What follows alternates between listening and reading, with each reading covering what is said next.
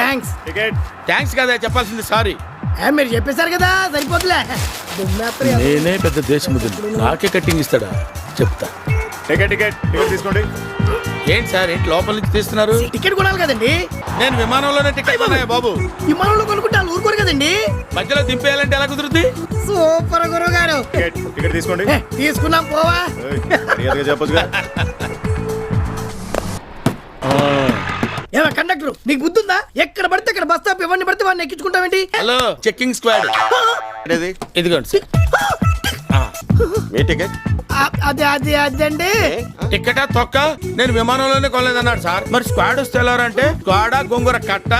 వాళ్ళు వస్తే ఏమన్నా పీకుతారా? నా తడాకేంటో చూపిస్తానని ఇష్టం వచ్చినట్టు మాట్లాడాడు సార్. అన్నావా? అనలేదు అన్నాడు సార్. దగ్గర మా తడకేంటో చూపిస్తాం.